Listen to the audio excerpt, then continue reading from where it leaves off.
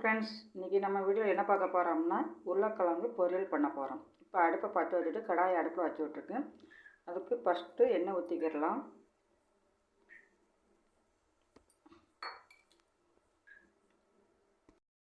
காயவும் கடுகு போட்டுக்கிடலாம்.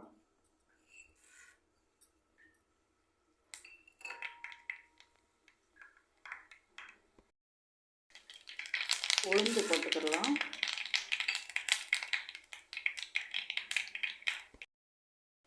அடுத்து பூண்டு போட்டுக்கிடலாம். அடுத்து ஒரு 100 கிராம் பொடி வெங்காயம் கட் பண்ணிட்டு அதையும் போட்டுக்கிடலாம்.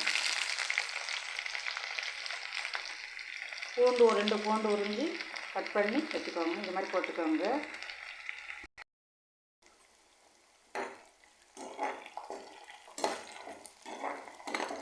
வெங்காயம்லாம் நல்லா வதக்கின பிறகு கருவேப்பிலை போட்டுக்கோங்க.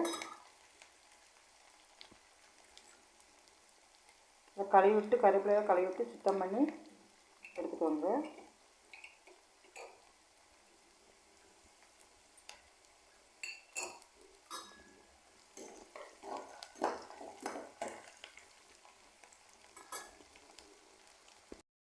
உருளைக்கிழங்கு இந்த மாதிரி குக்கரில் வச்சு ஒரு 4 விசில் வச்சு எடுத்துக்கோங்க. எடுத்துக்கிட்டு நல்லா அவிச்சு வச்சுக்கிட்டு இந்த மாதிரி கட் பண்ணி வச்சுக்கோங்க.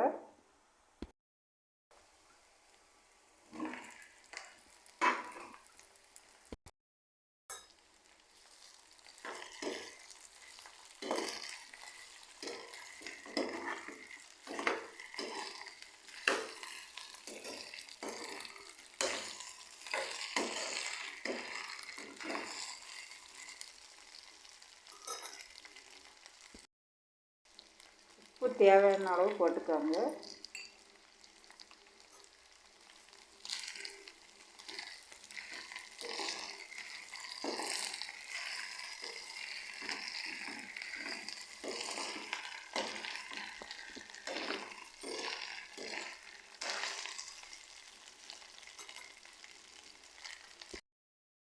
மஞ்சத்தூள் 1/2 டீஸ்பூன் எடுத்துக்கோங்க.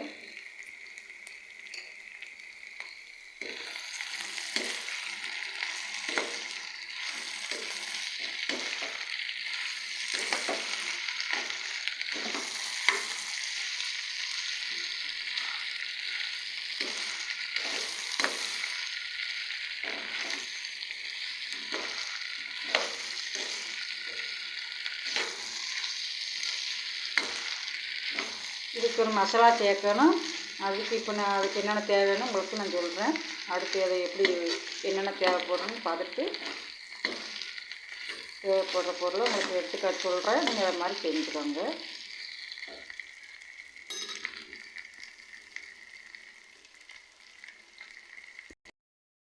இந்த உருளைக்கிழங்கு பொரியலுக்கு பண்ணுறதுக்கு இதுக்கு தேவையான மசாலா என்னென்ன போடலான்னு பார்த்துக்கோங்க.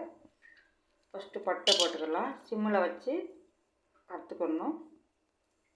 பட்டை போட்டுக்கோங்க. 2 கிராம்பு போட்டுக்கோங்க.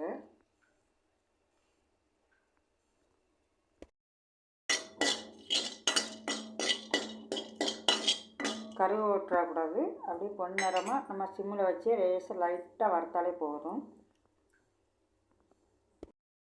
அடுத்து 1 ஸ்பூன் சோம்பு சேர்த்துக்கோங்க.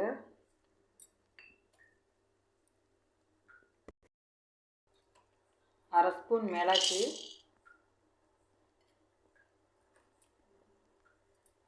1 ஸ்பூன் சீரகம், சின்ன சீரகம்,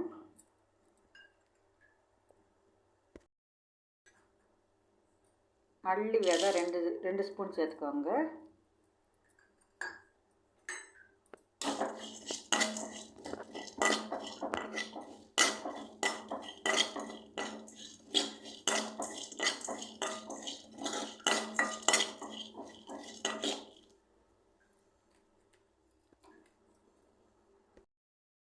உளுந்து 1 ஸ்பூன் சேர்த்துக்கலாம். அடுத்து கடலைப்பருப்பு 1 ஸ்பூன் சேர்த்துக்கலாம்.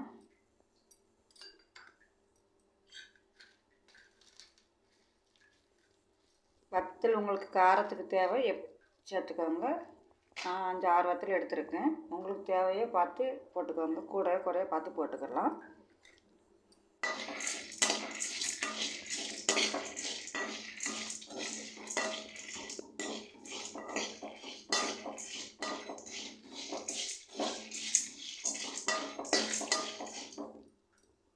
நல்லா அந்த வாசம் வர வரைக்கும் நல்லா வறுத்துக்கணுங்க. அடுப்பு சிம்மில் வச்சு வறுத்துக்கோங்க, கூட்டி வச்சிடாதீங்க, கருக விடக்கூடாது. சிம்மில் வச்சு நல்லா பொண்ணு அந்த வாசம் வரந்தாட்டி நல்லா வறுத்துட்டு அதுக்கு பிறகு மிக்சியில் போட்டு பொடி பண்ணிக்கோங்க. குறை குறைன்னு அரைச்சிக்கலாம். இந்த மாதிரி நல்லா பொண்ணாக வறுத்துக்கோங்க. போட்டு குறை குறைன்னு அரைச்சிட்டு அதில் இந்த அரைச்ச பொடியை நம்ம வந்து சேர்த்துக்கலாம்.